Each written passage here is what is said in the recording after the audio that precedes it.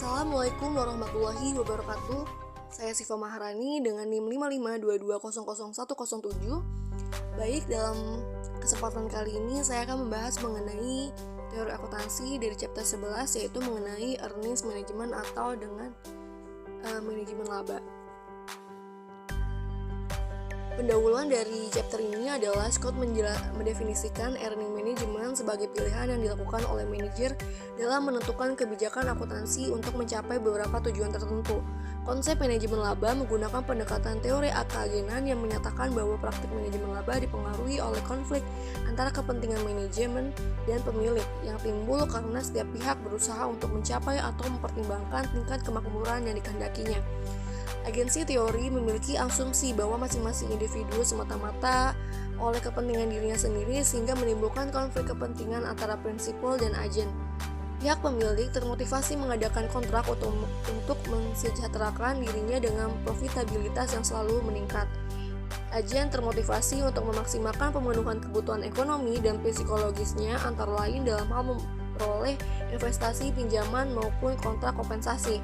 Konflik kepentingan semakin meningkat terutama karena pemilik tidak dapat memonitor aktivitas manajemen sehari-hari untuk memastikan bahwa manajemen bekerja sesuai dengan keinginan pemegang saham. Lalu ada patterns of earnings management. Banyak cara yang dapat dilakukan oleh manajer untuk mempengaruhi jumlah waktu atau makna transaksi dalam pelaporan keuangan dengan melakukan pemilihan metode akuntansi dan accounting judgment. Menurut Scott, berbagai pola yang sering dilakukan manajer dalam earning management adalah ada 4. Yang pertama, taking a bet.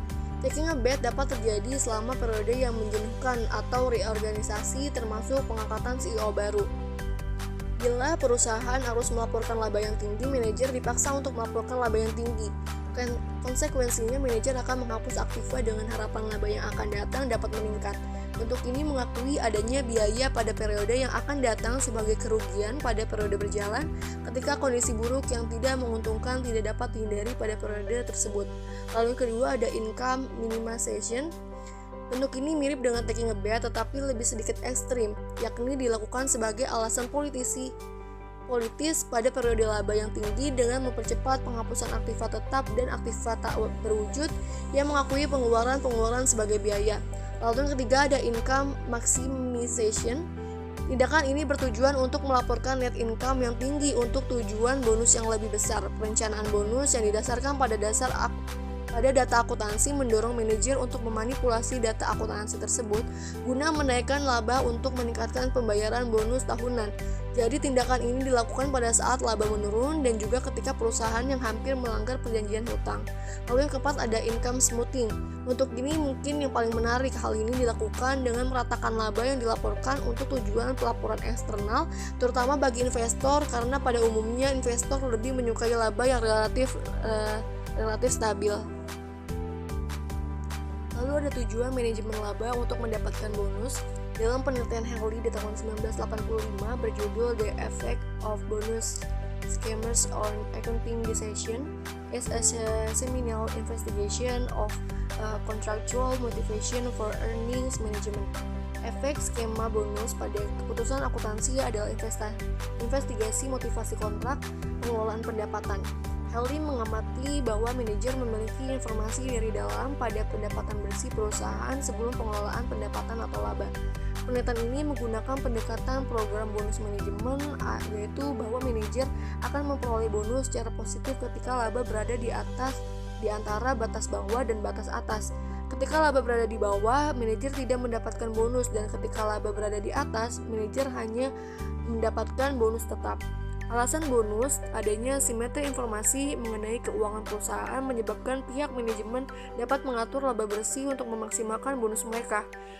Motivasi bonus merupakan dorongan manajer perusahaan dalam melaporkan laba yang diperolehnya untuk memperoleh bonus yang dihitung atas dasar laba tersebut. Manajer perusahaan dengan rencana bonus lebih mungkin menggunakan metode-metode akuntansi yang meningkatkan income yang dilaporkan pada periode berjalan. Lalu ada motivasi lain pada manajemen. Yang pertama adalah motivasi kontrak. Motivasi kontrak atas terjadinya manajemen laba dikaitkan dengan penggunaan data akuntansi dalam memonitor dan meregulasi kontrak atas perusahaan dan pihak-pihak lain yang berkepentingan. Secara eksplisit maupun implisit, kontrak-kontrak yang berjenis berkompensasi manajemen banyak dikaitkan dengan kinerja keuangan perusahaan. Ada alasan khusus yang menyebabkan mengapa manajemen laba terjadi dalam konteks kontrak, baik kreditor maupun komite kompensasi, yaitu komite yang menyiapkan berkas kontrak atas antara manajer perusahaan merasa bahwa upaya mengungkapkan ada tidaknya manajemen laba adalah upaya yang mahal dan membutuhkan waktu. Kondisi ini seakan menjadi pendorong bagi manajer untuk melakukan manajemen laba. Memenuhi motivasi ekspektasi laba investor dan mempertahankan reputasi. Perusahaan yang menawarkan laba lebih besar dari nilai yang diharapkan secara tipikal akan menikmati peningkatan share price secara signifikan. Sejalan dengan revisi investor pada probabilitas mereka dari performa baik di masa mendatang. Sebagai kebalikannya, maka perusahaan dengan kejutan laba negatif akan mengalami penurunan share price secara signifikan. Penelitian dari Bartov, Givoli, dan Haina di tahun 2002 dalam studinya mendokumentasikan mengenai return dari share abnormal yang secara signifikan untuk perusahaan-perusahaan yang melebihi perkiraan analisa laba terbaru dari mereka yang relatif terhadap perusahaan yang mengalami kegagalan dalam memenuhi perkiraan analisa laba.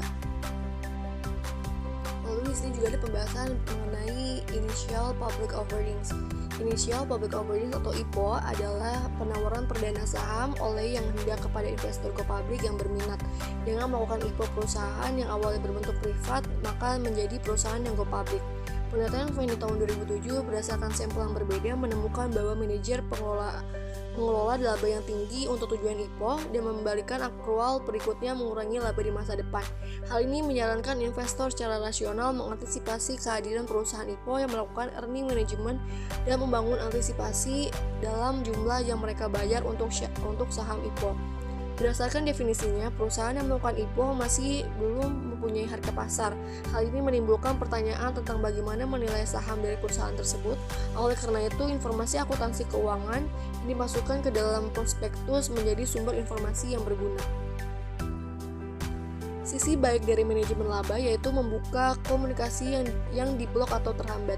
Earnings management juga dapat sebagai alat mengurangi blokade, pembukaan atas informasi manajer melalui akrual diskresioner yang membuat hasil yang diinginkan memiliki kepercayaan. Pasar mengetahui bahwa para manajer akan bertindak gila-gilaan untuk melaporkan laba yang tinggi daripada menahannya. Penelitian DSB menunjukkan bahwa arus kas operasi atau beberapa pengukuran kinerja tidak terolah lainnya seperti laba sebelum item yang tidak biasa, menyatakan beberapa informasi tentang kinerja perusahaan di masa depan, namun manajemen memiliki informasi tambahan tentang kinerja masa depan seperti strategi perusahaan yang baru, perubahan karakteristik perusahaan, atau perubahan kondisi pasar. Walaupun hampir relevan, informasi tersebut cukup kompleks karena komunikasi tersebut diblokir. Lalu ada sisi buruk dari manajemen laba, yaitu manajemen laba oportunistik.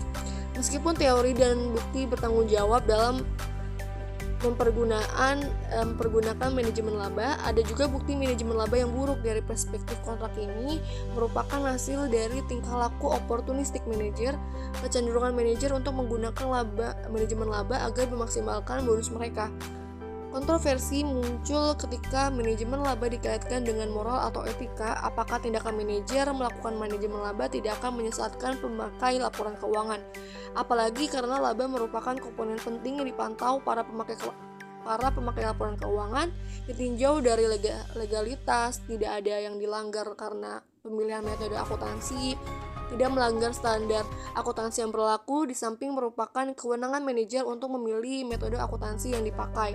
Menilai etis atau tidaknya manajemen laba dapat dilihat dari sudut pandang pencapaian keseimbangan antara kepentingan individu dengan kewajiban terhadap pihak-pihak yang terkait dengan perusahaan. Lalu kesimpulannya adalah manajemen laba dimungkinkan oleh fakta bahwa pendapatan bersih yang benar tidak ada. Selanjutnya, GAAP tidak sepenuhnya membatasi pilihan kebijakan manajer dan prosedur akuntansi. Konsekuensinya ekonomi dibuat ketika perubahan GAAP mempengaruhi kemampuan manajer untuk bermain. Artinya, manajer akan bereaksi terhadap perubahan aturan yang mengurangi fleksibilitas pilihan akuntansi mereka. Manajemen laba adalah pemilihan kebijakan akuntansi oleh manajer untuk mencapai tujuan khusus. Terdapat dua cara yang saling melengkapi dalam berpikir tentang manajemen laba. Yang pertama, perilaku opportunistic management untuk memaksimumkan utilitasnya dalam kompensasi, kontrak, dan cost politik. Lalu yang kedua, perspektif kontrak efisien ketika manajemen laba dilakukan untuk menguntungkan semua yang terlibat dalam kontrak earning management sebagai intervensi dalam proses pelaporan keuangan eksternal dengan tujuan memperoleh beberapa kebutuhan pribadi. Earnings management terjadi ketika manajemen menggunakan keputusan tertentu dalam pelaporan keuangan dan penyusunan transaksi-transaksi yang mengubah laporan keuangan. Hal ini bertujuan untuk menyesatkan para stakeholder tentang kondisi kinerja ekonomi perusahaan, serta untuk mempengaruhi penghasilan kontraktual yang mengendalikan angka akuntansi yang dilaporkan. Meskipun pengurangan keandalan dan sensitivitas yang sering muncul menyertai manajemen laba, argumen yang kuat dapat dibuat bahwa itu berguna jika masih dalam batasan-batasan. Pertama, memberikan manajer fleksibilitas untuk bereaksi terhadap realisasi negara yang tak terduga ketika kontrak yang tidak lengkap. Lalu yang kedua, manajemen laba dapat berfungsi sebagai komunikasi informasi yang kredibel untuk investor. Lalu yang terakhir, argumen ini konsisten dengan pasar sekuritas efisien dan bersih efisien teori akuntansi positif. Artikel terkait yang saya gunakan yaitu tentang manajemen laba, strategi bisnis, dan risiko kebangkrutan bukti dari Indonesia. Tujuan dari penelitian ini adalah untuk menguji pengaruh manajemen laba akrual dan strategi bisnis terhadap risiko kebangkrutan, regresi multiple least square atau MLS, dan regresi robust regresi MS estimator dilakukan terhadap data keuangan dari 1068 perusahaan dan keuangan yang terdaftar di Bursa Efek Indonesia. Hasilnya menunjukkan bahwa tidak ada hubungan antara manajemen laba dan risiko kebangkrutan. Sedangkan perusahaan yang menerapkan salah satu dari dua strategi bisnis, generik kepemimpinan biaya atau diferensiasi, secara signifikan memitigasi risiko kebangkrutan. Pengaruh manajemen laba terhadap risiko kebangkrutan sangat penting bagi pemangku kepentingan eksternal seperti investor dan kreditur untuk menilai risiko kebangkrutan, kemampuan keuangan, dan kelayakan kredit suatu perusahaan. Lalu PSAK terkait yang saya ambil yaitu PSAK 56 tentang laba per saham telah disahkan oleh Dewan Standar Akuntansi Keuangan pada tanggal 8 April 2011. PSAK 56 ini merevisi PSAK 56 tentang laba per saham yang telah dikeluarkan pada tanggal 10 Desember 1999.